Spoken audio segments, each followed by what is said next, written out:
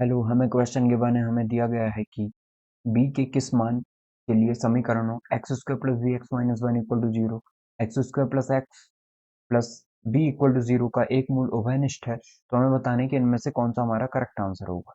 ठीक है, तो हमें ये गिवन है कि एक रूट हमारा एक क्वाड्रेटिक इक्वेशन है X square B X minus one equal to zero, और एक है हमारा X square plus B equal to zero. जब भी एक मूल हमारा उभयनिष्ठ होता है तो हम b की वैल्यू बता दें। इसके लिए आपने एक फॉर्मूला पढ़ा होगा। उसके लिए हम क्या करते हैं, हम मानते हैं कि इसमें और इसमें एक जो उभयनिष्ठ रूट है वो अल्फा मान लेते हैं। ठीक है, तो यदि अल्फा इसका रूट है तो हम बोलेंगे अल्फा इन इक्वेशन को सेटिस्फाई करना चाहिए, मतलब alpha square plus B alpha minus one equal to zero, और अल्फा स्क्वायर प्लस का अल्फा प्लस का बी इक्वल टू जीरो। ये हो जाएगा। ठीक है, अब हमारे पास एक फॉर्मूला है। कौन सा फॉर्मूला है कि अल्फा स्क्वायर, एक बार ये लिख लिया अल्फा स्क्वायर इक्वल टू में एक बार हम अल्फा लिख लेंगे। ठीक है, और इसके बाद हम लिख लेंगे वन। ओके, ये फॉर्मूला याद नहीं है तो मैं याद भी करवा देता हूँ। यहाँ पे B C minus B C, यहाँ पे ए सी माइनस ए सी या सी ए माइनस सी ए भी लिख सकते हैं। ठीक है, आप चाहो तो बी सी, फिर सी ए माइनस सी ए, और फिर A B minus A B. ठीक है, अब हमें ऐसे करना है बस, वन टू टू वन, फिर वन टू टू वन, फिर वन टू एंड वन। इस तरीके से हम लिख देंगे। फिर अल्फा स्क्वायर, आई होप आपको ये याद हो गया होगा। बस अब वैल्यूज रखनी है हमें, बी इंटू सी वन।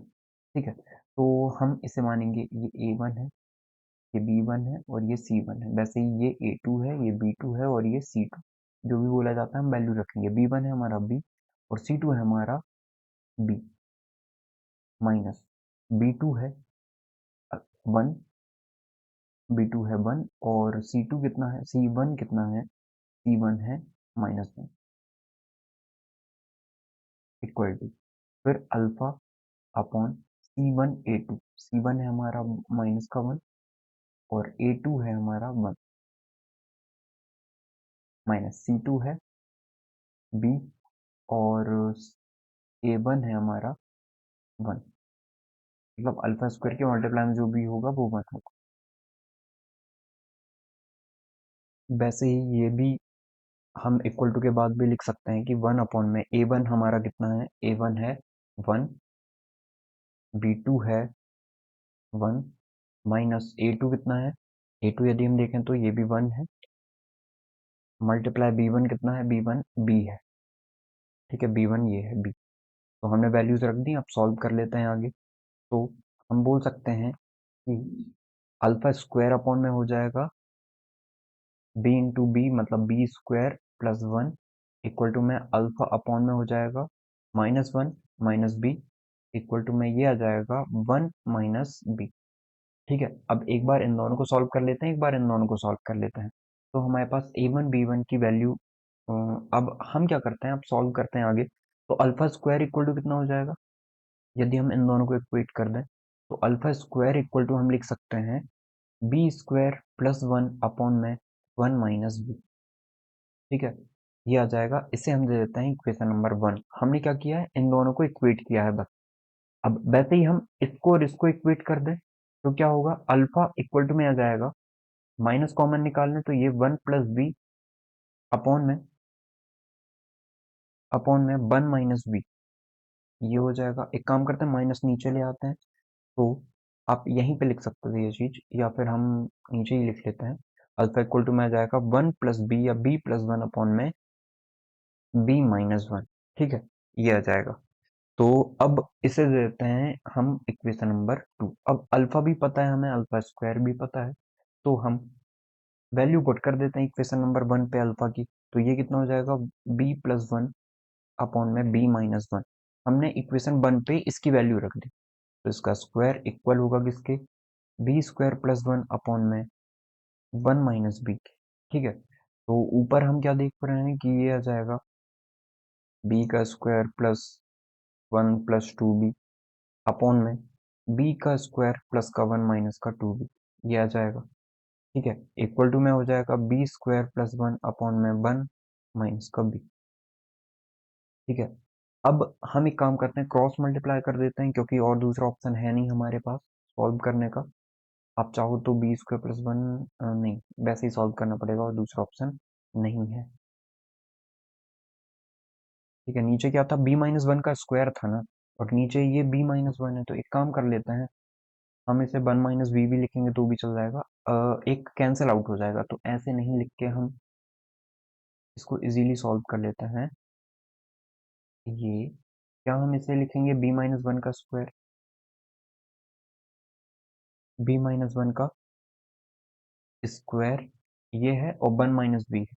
ठीक है, तो वन माइनस बी है ये, और ये बी माइनस वन है। अब आपको पता होगा, ये जब हम इसे वन माइनस बी भी लिख देंगे तो ये वहीं रहेगा, क्योंकि स्क्वायर में माइनस का फर्क नहीं पड़ता। माइनस कॉमन निकाल लो आप, माइनस कॉमन निकालोगे तो ये कितना हो जाएगा, B square plus two B plus one, ऊपर वाली चीज है ये, और नीचे क्या है, बी माइनस वन का स्क्वायर है, तो इसे वन माइनस बी कॉमन निकाल लिया, माइनस, तो माइनस कॉमन निकालोगे तो भी ये स्क्वायर ही हो जाएगा। इक्वल टू में कितना है, बी स्क्वायर प्लस वन है अपॉन में वन माइनस बी है। वन माइनस बी से एक one minus B cancel out कर देते हैं। ठीक है, तो ऊपर कितना आ जाएगा, ये बी स्क्वायर प्लस का टू बी प्लस का वन अपॉन में one minus B equal to में B square plus one upon में वन बचेगा। अब वन और वन माइनस बी का क्रॉस मल्टीप्लाई कर देते हैं, तो ये हो जाएगा B square minus two B plus one, मतलब प्लस का ही रहेगा ये, और इस तरफ हो जाएगा वन का मल्टीप्लाई करेंगे तो बी स्क्वायर प्लस वन, और माइनस बी का करेंगे तो minus B cube minus B. ठीक है, तो अब हम देखें तो बी स्क्वायर से ये बी स्क्वायर कैंसिल आउट हो जाएगा, और और हम यहाँ पे लिख सकते हैं कि ये यदि माइनस बी क्यूब है, ठीक है, तो इसको आगे देखें हम तो वन से वन भी कैंसिल आउट हो रहा है, और बाकी सबको इस तरफ ले आते हैं तो टू बी है, तो सबसे पहले तो बी क्यूब लिख देते हैं हम। ये बी माइनस का बी इस तरफ आएगा तो बी का प्लस का बी क्यूब हो जाएगा। ठीक है, और यहाँ पे टू बी है, टू बी को इस तरफ भेज देते हैं आप चाहो तो माइनस का टू बी, और माइनस का बी ऑलरेडी है तो माइनस का थ्री बी हो जाएगा ये। ठीक है, इतना हो गया, बी क्यूब इक्वल टू में कितना हो गया, माइनस का थ्री बी। अब हम एक काम करते हैं, इसको हम ऐसे लिख लेते हैं कि ये बी क्यूब है, ये माइनस थ्री बी है। ठीक है, तो माइनस थ्री बी को भी इस तरफ ले आओ आप, तो प्लस का थ्री बी हो जाएगा इक्वल टू में जीरो हो जाएगा। बी कॉमन निकाल लो, बी स्क्वायर माइनस का प्लस का टी इक्वल टू में जीरो बचेगा। तो बी इक्वल टू यदि हम जीरो लेते, बी के किस मान के लिए समीकरण का एक मूल उभयनिष्ठ है, आपको ये बताना है। ठीक है, तो अब बी की या तो बी इक्वल टू जीरो हो जाएगा, या बी स्क्वायर इक्वल टू में थ्री हो जाएगा। अब हमें बोला है कि एक बी के किस मान के लिए समीकरण का एक मूल उभयनिष्ठ है। ठीक है, तो बी इक्वल टू जीरो रखने पे हम देखेंगे कि बी इक्वल टू यदि जीरो आएगा तो ये टर्म इक्वल आ जाएगी, नहीं इक्वल नहीं आएगी। यदि बी आपने जीरो रख दिया ना, तो ये टर्म इक्वल नहीं हो रही है। इसका मतलब, इसको देख लेते हैं, यदि बी की वैल्यू कितनी आ गई, बी इस तरफ आएगा तो ये माइनस का रूट थ्री आ जाएगा। तो अब स्क्वायर करेंगे हम, तो ये जरूर से कितना आ जाएगा, प्लस माइनस में माइनस का थ्री, रूट में माइनस थ्री। अब रूट में आ गया मतलब ये, या तो हम रूट थ्री आई प्लस का बोलेंगे, या माइनस का रूट थ्री आई बोलेंगे। तो बी की वैल्यू दो आ गई हमारे पास, तो इसका मतलब जो करेक्ट आंसर होगा वो जीरो तो है नहीं। ठीक है, बी प्लस रूट थ्री आई और माइनस रूट थ्री आई, तो या आई को पहले करके लिख देंगे, तो माइनस आई रूट थ्री या प्लस आई रूट थ्री, इनमें से कोई आंसर होगा। तो माइनस आई रूट थ्री हमें दिख रहा है, इसका मतलब बी ऑप्शन हमारा करेक्ट आंसर हो जाएगा। ठीक है, आई होप आपको समझ में आया होगा कि हमने कैसे इस क्वेश्चन को सॉल्व किया है। लेकिन हमें उभयनिष्ठ कॉमन रूट बताना था ना, हमें क्या बताना था, उभयनिष्ठ कॉमन रूट कौन सा होगा। तो तो हमारा जो करेक्ट आंसर है वो हो जाएगा option number B, minus I root three. Thank you. जो correct answer is option number